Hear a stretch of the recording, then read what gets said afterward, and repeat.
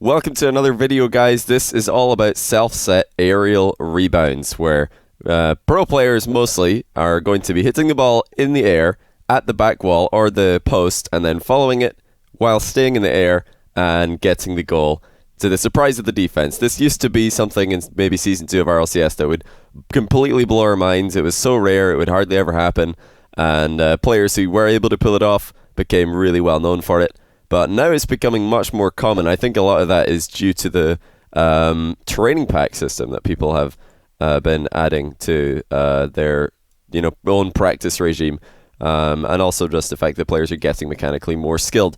But story time. I was streaming last week, and one of my viewers, Benny Boy, came in my channel, and he said, "Johnny, do you want me to make you a training pack?" And I said, "Well, sure. Don't really know what you have in mind, but I've not seen a training pack in the featured section of self-set aerial rebound shots. You know, just a whole load of shots from slightly different angles, slightly different speeds, slightly different starting positions that are all centered around self-set aerial rebounds." And he went away and he made this, and I was so impressed. I thought, I have to show this to you guys. I think this is going to be super useful for a lot of you who want to practice your self-set aerial rebounds. I've noticed, even in my game, I've become I've become quite a bit better, and I've only played this pack, I think, 4 times all the way through, twice on stream, twice off stream.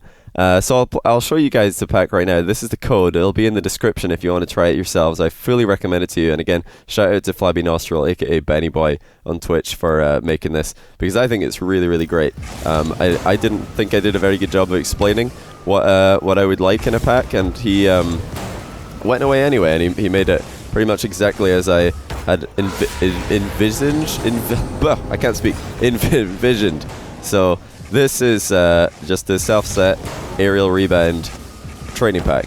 If you have seen another one in the training pack section that is noteworthy, be sure to let me know, because I only recommended this to Benny Boy because I hadn't seen one myself. I'd not noticed a training pack that I was like, oh, this is actually really, really good for practicing self-set rebounds.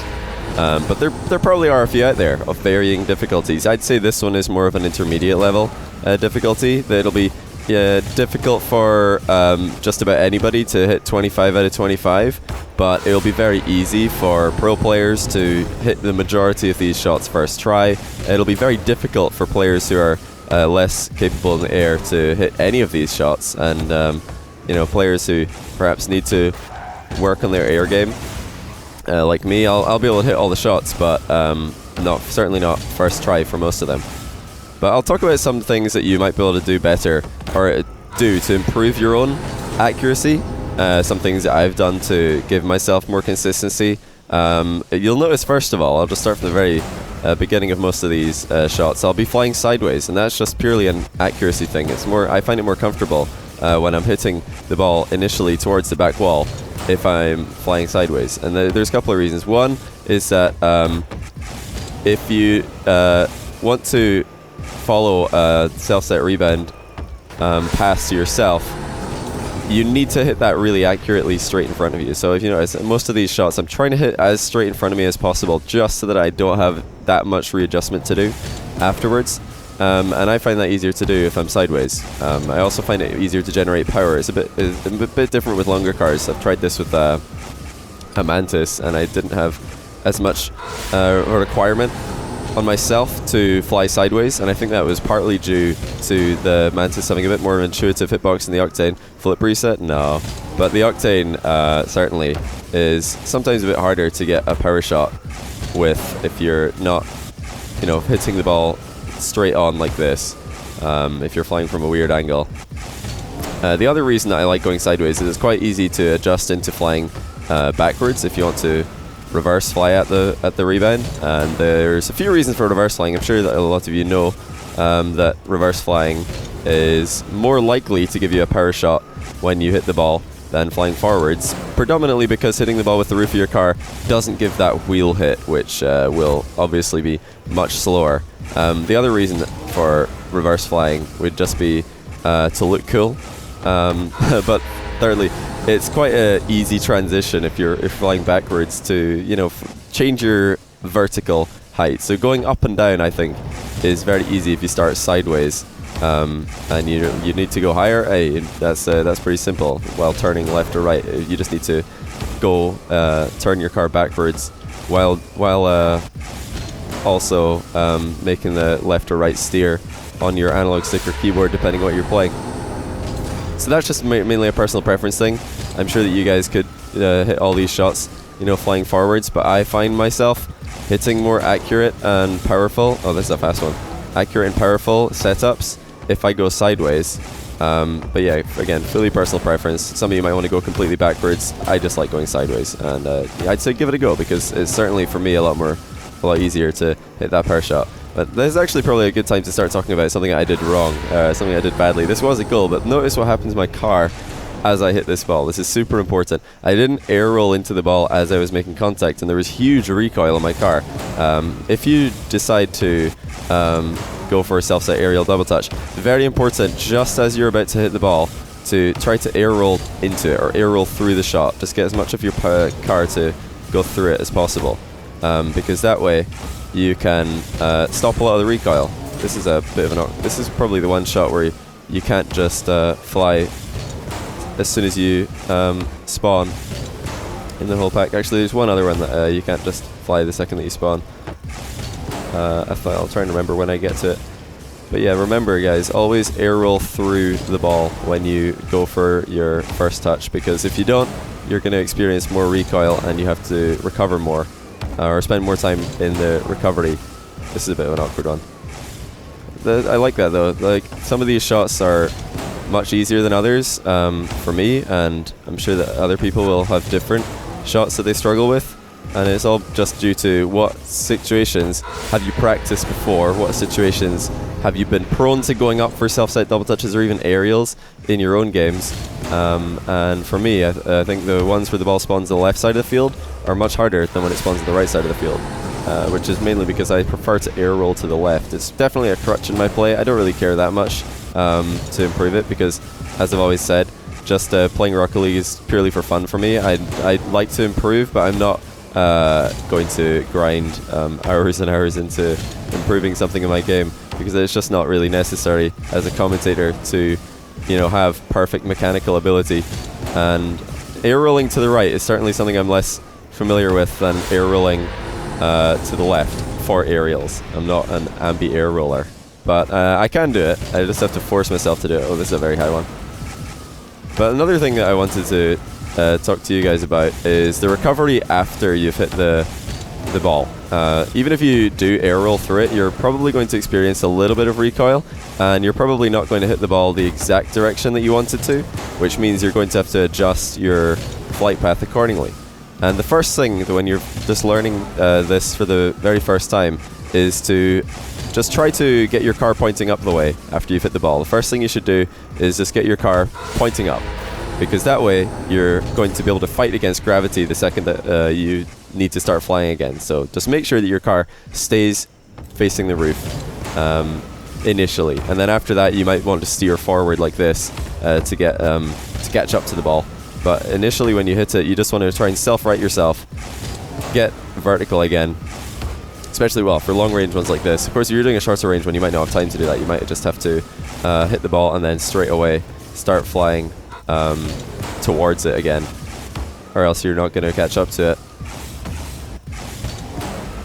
And if you do think that this pack is too easy for you and you can't find a more difficult one, things that you could do to make it harder on yourself would be obviously trying to score top shelf only, with there not being any triggers in Rocket League training packs at the moment, such as like, let's say there was a big button all around the goal and you need to hit the button with the ball before the goal becomes open. It would just be a closed goal, like the goal is at the other end of the field, until you hit that button. That would be something for the future, perhaps. I'd love if that was part of Rocket League training pack in itself. But until then, you just have to be strict to yourself. I'm sure you could get 25 out of 25 in this pack with all just ground shots. That'd be pretty simple.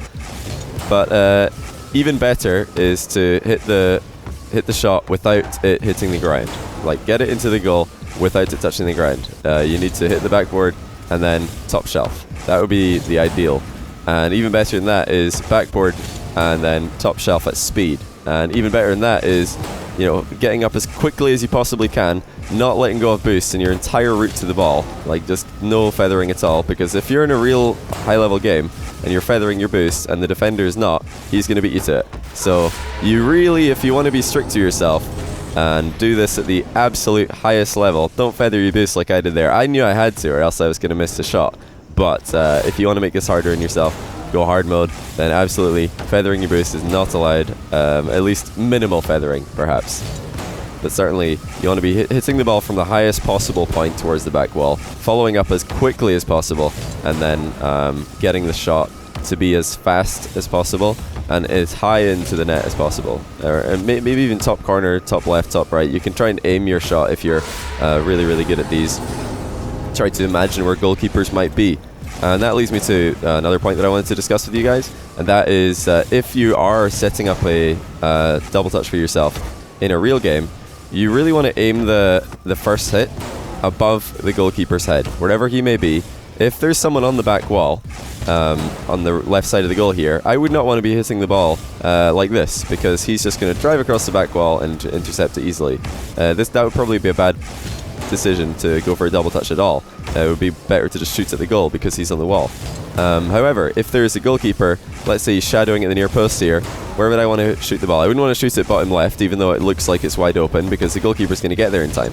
You would want to shoot this above the goal on the right hand side, and then try and get the rebound over his head, because he's going to get caught off guard, most likely, by the initial angle you've decided to shoot at. It's going to go behind him. This is a really long range one. I'm struggling with it initially. There we go.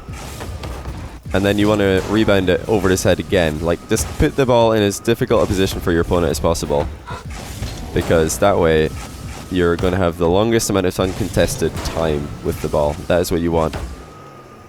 That's really why these double touches became so popular in pro play, is because goalkeepers were getting so good at flying across the goal and saving long shots that players have started going for the backboard instead and following up. And if you just put all the pieces together, remember to air roll through the ball, remember where to place the ball, go quick and aim the shot quite high, then you're going to become quite deadly. And although it'll take a lot of practice, this isn't something that you could just learn overnight. This isn't something that, well, unless you're an incredibly fast learner, this isn't something that you're just going to get better at in a heartbeat. But, you know, with some grinding, you'll certainly start to see some improvements in your own game. I know I have, and I've still got a long way to go before I can score these with consistency, but I've started to get quite a few of these goals in my own games, and obviously in ranked it's much harder because you're getting pressured. Oh, I should have scored that. That's terrible. But yeah, you're getting a lot of pressure on you in ranked, so even the amount of chances that you'll get to hit these shots are few and far between, which is another reason why training packs are such a good feature, is that you can grind them and hit, like, there's 25 shots in this one, but if you do that, you know, a bunch of times through, you've probably done 200 self-set rebound practice shots that are all a little bit different, but they're all kind of in the same theme. And that's a really important thing, because you don't want to be, I think, grinding shots that are too difficult for you. These are pretty reasonable. These kind of passes that are obviously being hit by our invisible teammate, they do happen in real games. These lofty balls that just kind of float up in the air in the opposition half, and just knowing how much power you need to hit the ball with to reach the back wall, what angle you need to hit the ball at to hit the back wall and be able to follow through. These are all things that only come with practice. You're not going to be able to see a brand new shot and execute it the majority of the time, compared to a shot that you've done before in a training pack. You think, oh yeah, it's this one that bounced off the wall and it's not moving that fast. I know exactly how hard to hit this ball. I know exactly where to hit this ball relative to where the defenders are, and how you can make that really difficult on them. And the last thing I think I really wanted to talk about, I'll probably just ramble some more after, is ceiling bounces. If for whatever reason you, let's say I hit the ball into the ceiling on purpose or accidentally, just remember not to panic. You can still hit the double touch, but you just need to remember not to fly too high. Just wait for the ball to come back down to you if you have popped it into the ceiling. Oh, I've skipped the shot, have I? Oh no, I did score that one. But yeah, just wait for the ball to come back down to you. It's it sounds pretty basic, but I've seen a lot of people just abort a double touch opportunity because their first touch goes into the ceiling, or goes what they think is way too high, when actually they're in roughly the same position that they would have been 5 seconds later, not 5 seconds, half a second later. I think 0.5 seconds later is what I meant to say, after the ball's hit the ceiling and come back down to them. So be sure not to give up too soon. Just like float for a little bit, see if you can catch up with the ball after it rebounds off the ceiling. Maybe it'll hit the ceiling and the back wall. That would be the ideal. I've had a few of those in my own run-throughs of this training pack itself, and I could definitely see a more difficult version of this pack coming out as well. That would be pretty nice. Oh, what a terrible shot. I'll just let it bounce in. But I could definitely see a hard mode of this being made. So anybody who is finding this too easy, or imposing all the rules that I've given you, like speed and accuracy and everything, if it's still too easy for you, then I'm sure there will be another one of these coming out pretty soon. This one, the only way I was able to do this in stream is by going forwards, but off stream I managed to do this while shadowing. We'll see if I can do it. This is by far the hardest one in the pack. By far the hardest one in the pack. So this is the sort of shot that you expect to see more of, and it's a shot that would anybody really, well, the majority of players would certainly not try to double touch this in their own game if it happened, unless their first touch just happened to go above the net. It would be like, oh, I'm double touching it, but not because I meant to. But if you practice this shot 50, 1,000 or 100,000 times maybe, then hey, maybe you are going to start double touching it or thinking about double touching it in your own game. Oh, come on. That was a great first touch, but was not able to follow through. Oh, there we go, hit the ceiling. Didn't react in time to that ceiling bounce. But yeah, you need to practice this one a lot, I think, if you're like me and you want to have any ability or any chance of hitting this in a real game. It's really, really hard to get that first touch to go in this sweet spot where you can actually follow up on it. No! Oh good. I've gone pretty close. I'll keep going till I finish, because I did manage to talk all the way through this 25 shot pack. Just off the top of my head, anybody wondering, I don't really have notes for these things. I find when I take notes for videos, I just go completely insane. I get so worried that I've not done all the notes properly. Oh, are you serious? Crossbar again, this is stupid. What was my worst before this? This must be attempt like 30 or something on this one, but what was my worst before this? I must have taken like at least 6 attempts for one of the other ones, maybe 7 or 8. Wasn't really counting or paying attention that much. But yeah, this one is certainly the hardest by far, and this might be the worst I've ever done in it, but we're gonna persevere. Oh dear. It's not quite able to get that first touch into a scoreable place. Double touch it! Oh, never mind. Well, I would have tried that again, even if I did score that, because that wasn't suitable for the theme of the video.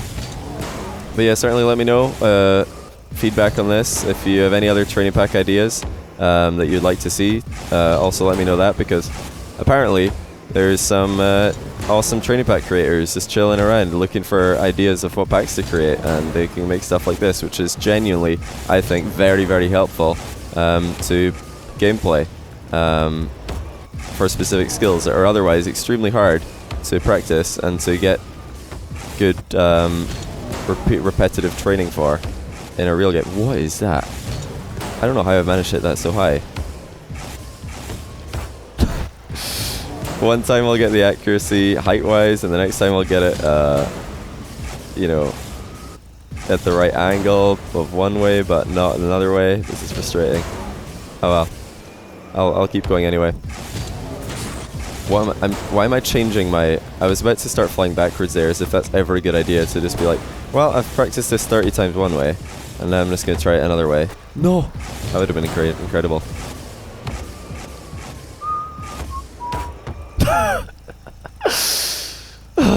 I was thinking about it so hard. I was like, right, no crossbar. Just dip it in. No bounce, no crossbar.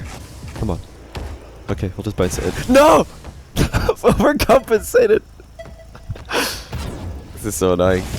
I was like, last time I just wanted to score a really good goal, no crossbar, and this time I was like, I'll just put it in guaranteed. Just bounce it in, and I bounced it into the crossbar. There we go. I finally did it. Attempt number 100. So you guys can definitely do better than this, but if this doesn't prove anything else, it does prove that these shots are 100% possible. If I can do it, anybody can do it. 4%, that's what I like to see. That's gotta be, I think that's my worst percentage yet. Although, maybe not the worst total shot. I think total attempts up until the last one was pretty standard for what I've been doing in this. But hey, that doesn't really matter. I think that the percentage of shots, say if you wanted to get 100, you just score some ground shots. This is just something you can try to beat your personal best at. But again, shout out to Benny Boy for making this. If you guys have got any feedback on this, be sure to let me know. I do read the comments, although I never reply to them because I don't want to reply to all of them. But yeah, Flabby Nostril, Benny Boy, I think this is really great, very, very useful stuff. So be sure to check it out. Link, I'll remember to put the download code in the description. And if you don't know how to get into a downloadable, or if you don't know how to get this into your own training pack, you just go here into featured, enter code, and then you click this button. If you have this in your copy, that'll paste in, then you hit OK, and it'll take you to it. So that's how you get into it if you aren't aware. But yeah, thanks for watching, guys. I'll be back tomorrow with another casting video, hopefully. But until then, I shall see you around, and take care.